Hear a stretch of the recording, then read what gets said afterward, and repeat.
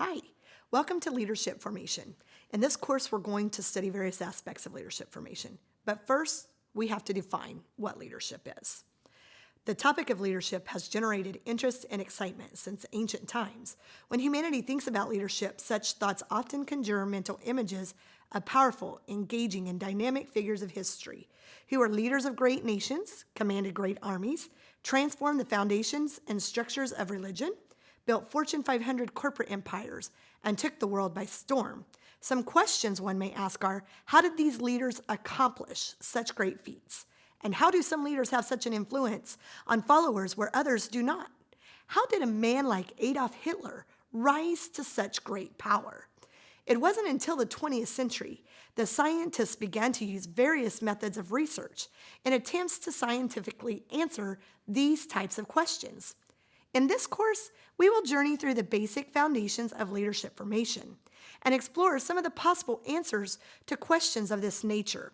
We won't resolve all of the answers of leadership in this one session, but we'll hopefully begin the process of digging into some of the intricate questions and foundational concepts of how great leaders become and what leadership is. Truly, there is no universal definition of leadership because leadership is complex. Additionally, leadership is studied in many different ways that require different approaches, theories, and definitions. However, for this course, we are going to use the definition of leadership shared by J.W. McLean and William Weitzel in their book, Leadership, Magic, Myth, or Method.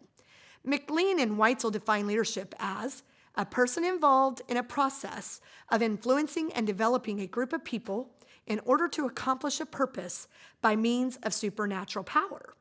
When we study the nature and meaning of leadership from both a biblical and a secular perspective, some might dispute the concept of leading by means of a supernatural power. However, even great leaders in the secular forum understand that dynamic and transformational leaders with vast influence operate under a power greater than their own. To be a leader, one must have followers. A follower is a person who is being influenced by a leader. So what are some of the elements that drive leadership? Influence, organizational objectives, change, and people. Without influence, one will not make it far in their attempts to lead people.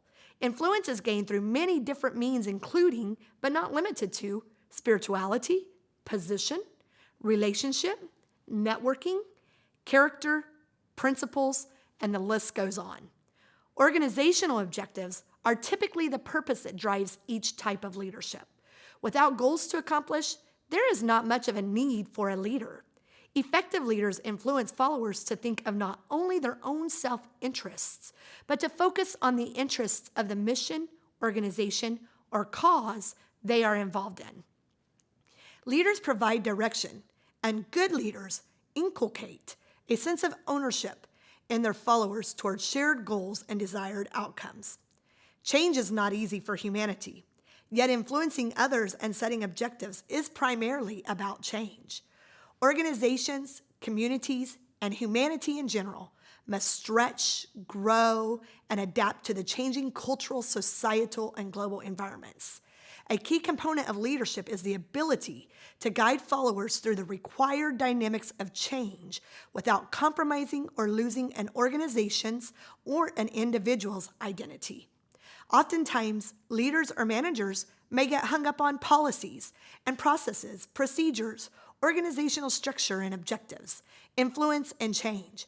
As a result, they may lose sight of the fact that the very nature of leadership is founded on people.